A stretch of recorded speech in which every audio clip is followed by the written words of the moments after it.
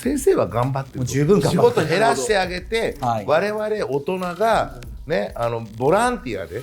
ね、子供の育成に対してそれぞれのスペシャリストでもいいし、クソ親父でもいいのよ、ね、どんどん現れてってやればいいと思うんだよ。それはなんか国民の義務にしてほしい。義務に あるのかな。でもそれこそそれを教育に入れて、はい、でももうそれは必要だけど、そこに仲間意識はもういらないということなんですよね。それ俺がね、文科省とかに言うとこんなみたいな社長がもし行ってタバコ吸っていいぞとかさ、酒飲んじゃえとかさ、恋愛も若くしてやれとかって言うと PTA からクレーム来るじゃん。それこそ離婚のお話の時にはクレームなど来なかったんですか、保護者から。今クレームは特に来なかったですけど、今後すごく輝かしに聞いてましたよ。面白いと思って、もうちょっとなんていうの、過保護に囲わないで我々も降りていきたいし。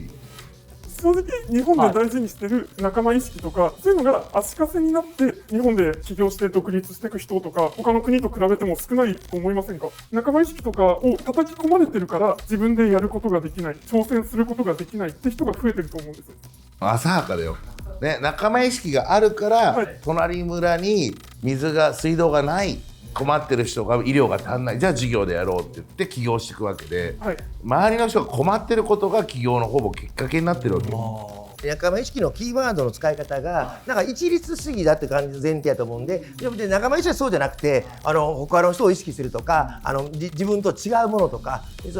お互い補完し合うとかいう意味も仲間意識だと思うんで、私はそういう補完し合う仲間意識がすごい大事だと思うんです。学校以外もこれどんどんいろんな場ができてくる中で、それを学ぶというのかな、自然に、ついてくるのかなと思います。それが今社会に出てからだと遅すぎませんかって思ってて、せっかく義務教育で教育の場があるのだったら挫折とかしないようにとか鍛えてほしい。そうしないと日本自体がダメになっていくんじゃないかって思います。まあちょっと正しいかもしれないね。91、2年日本って1人当たり豊かさで、まあその資源国を除けば1位なの。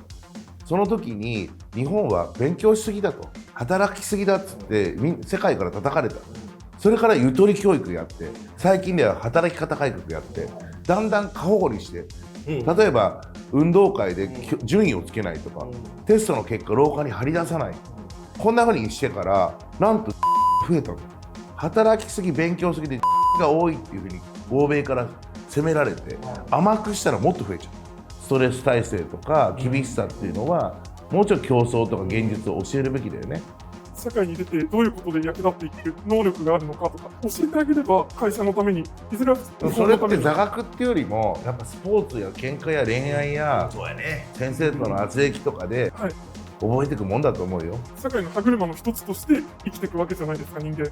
社会で生き抜く術を教えないのはおかしいんじゃないかなって思う。確かに最近どんどん甘くなってるね。もうまさにランキングもつけないと。実社会ランキングだらけですやんか。いろんな分野にランキングあったらいいと思うんで、足のかけっこも勉強もいろんな部分も含めてあいつ一番モテるとか、いろんな部分があるわけであって、実社会はその甘くないのでね、そこがその部分かな。さっき挫折しないために失敗しないために学校で教えればいいって言うんですけど、挫折も失敗も知らない人が成功が何かって理解するのって難しいと思ってて、挫折や失敗、騙されたっていう苦い経験があるから、そこから学んで成功っていうものが理解ができると思っているので、自分が実体験しなきゃいけないところなので、教えられても頭で理解してても実際それが何かっていうのは体験しないと無理だと僕は思ってた。為国さんどうでしょう。仲間意識が大事なのは多分視聴者も篠宮さんも分かってると思うんで、ちょっと論点ずらすんですけど、公立の中高でそのお金の授業とか挫折の、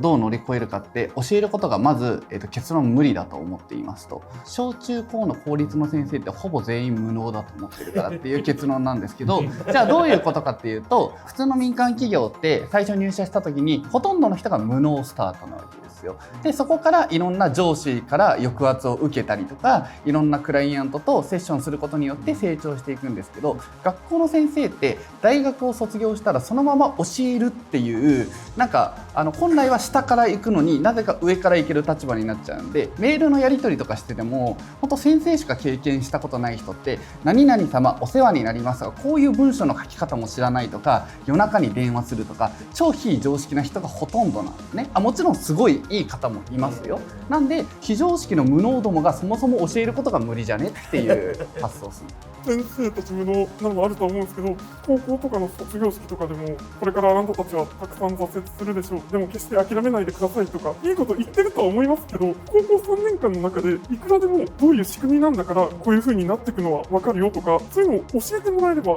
心構えもできるじゃないですか。僕の回答になってなくて、僕はそもそも挫折とかしてない無能の人たちが教えようがなくないですかっていうものなんで、そういう経験してない人たちがこうだから教えられますっていうのじゃないと討論にならないんですよ。一旦そこはいいかなと思ってて、なんで？だって現実日本でそうしていきたいんですよね。で、はい僕も今そういうことを教える、高等学院作ってますけど、だから私立として何校か作るはできると思います。ただ日本全体をそうしていこうぜってなると、公務員の先生たちもみんなそういう教えをしなきゃいけないっていう前提が日本としてできなくないですかっていう定義を。だとしたら、だからね最初はできる人がやっていけばいいんだ社長と思います。たちがおっしゃってた外部の方を採用するって一つのアイデアですね。あと例えば方法は詰め込みでいろんな授業いっぱいせずに1週間社会勉強とか表現やってるんですよ。表現は、中学2年生は1週間自分の、行きたいというかそういう授業所とかに行って1週間過ごすんです。もう素晴らしい。私弁護士事務所にずっと2人受け取ってで連れて行くのは大体刑務所に連れて行ったりとか、実際刑事裁判をしっかり一緒にやるとかしながら、実社会では泥棒もいっぱいいるし、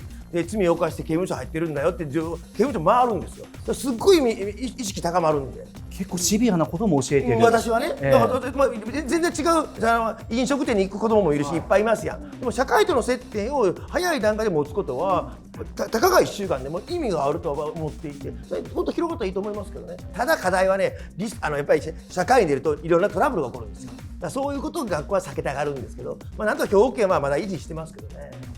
そこにもっと社会が寛容になったりね、学校の先生が小学生にくん付けで言ったらダメだと、さん付けで言い直しなさいと、で何か言うと失言だって PTA が強くなってる。だからやっぱもうちょい学校の先生とかがうるせえバカ野郎と親に言うようなそういうモードに30年前に戻せば全て解決する。戻るかな。詐欺の見抜き方とかも学校で教えてもらいたいっていうのは、マルチとか投資とかで若い人が情弱を騙す詐欺に引っかかってる、そういうのはしっかりと世の中の仕組みとか教えていないからだと思うので、東大卒のキャリアとか優遇されていくのは当たり前だなと思ってて。でもネットでさ、新宿109とか見れば分かるでしょ。今若い子で感度高い子は学校の先生の話とは別にインターネットでいろいろ情報収集はしてるよね。校則破って中高生ぐらいからバイトとかいっぱいしてる子、みんな20、30で素晴らしい経営者になる。それが学校で教えられれば合理的ではないですか。専門性のあることを学校は教えていかないと対応できない人が増えていくと思います。できることもっとあるのに、今の学校現場がもったいないな、そうやと思うんですよ。いろんな方々が学校に入っていく、子どもたちも学校を出ていくとかいう可能性は高いと思いますけどね。昔はね、大人が入ってきたんだよ、よく子供と絡みに休み時間とかいっぱい来てる。今俺入ってったら絶対警備員止めるパチンコ屋も居酒屋も麻雀荘も子供もいっぱいいたしね、もっと自由だったんだよ。今大人と子供がいつも一緒にいたの。今はあれしたらあかんこれしたらあかんやし、で学校が本当に閉じてしまってるのかえってもっと開かれた方がいいと思いますけど。古き良き時代だったかもしれないですね。昭和はそんなの普通だったの。勝手に友達の家とか近所のおじちゃんの家泊まったりさ。今の時代ってお金とか社会の勉強を大学、学校、高校とかで教えていくべきだと思います。大学もひどいよね。日本の大学と他もそうかもしれんけど、専門性もつかないし、単なる単位取るだけでもう時間もったいないなと思うぐらいね。若い人たちと接しててどうですか。そこ感じますか。そのお金の知識が足りないとか。いや俺らの頃もみんなモラトリアム期間っつって俺は何のためにこの人生あんだろうなみたいのが大学生と高校生で来るから悶々としてるわけね。だからそういう期間も大事かなと思うけど、最終的に意を決してよし俺はこの道で本気で稼ぐとか一流になるっていうのがなく、22歳になったか23歳になったから社会に出るみたいな人がちょっと多すぎる。要するに夢の形成まで至ってない。奨学金借りたって返さなあかんわけでしょ。だから別にそのリスクとかいろんな部分もあるから、お金を借りるってことは利息ついたりするわけだし、冷静にクレジット組んだってただちゃうんやから、お金絡みはねもっといっぱいやった方がいいと思いますけどね。そういうのが学べない大学、エフランとかはもう本当意味がないんじゃないかって正直思います。お金を自分の力で稼ごうって思ってもあまりに無知すぎて挫折したりだとか、そこを変えるために教育から変えましょうって思います。大学に入れるのは全然 OK だと思います。で、中高生にお金の授業をするのもいいと思うんですけど、みんなにやると仮定すると何かの授業は消さなきゃいけないんですよね。ってなったら何の授業はいらないと思いますか？部活だったりとか道徳、そこら辺も必要な部分はあるんですけど、ちょっと待ってください。部活本当にいらないと思ってます？今コンサル業でいろんな人と関わってますね。本当にいらないと思ってます？部活よりも社会で役立つことはもっと増やした方がいい。私らはもう数学いらないと思います数学私英語もいらない派です。だから数学も英語も選択制にすればいいんであってそちらに生きる方はそっちでいいけど大半の授業はもういらないと思いますぶっちゃけ。逆に部活なんかはやっぱりそこで集団でいろんなことをやるからいろんな喧嘩もあったりとかトラブルもあるから逆に学べると思うので選択性がいいと思いますね。選べばいいで理科にしたってそれはみんなが理科勉強する必要あるのかと思いますけどね。さっきからちょっとタイムマシンみたいな話ばっかりしたんだけど、僕が子供の時の大人の仕事って自転車乗って商店街とか行くと大体存在してたのね。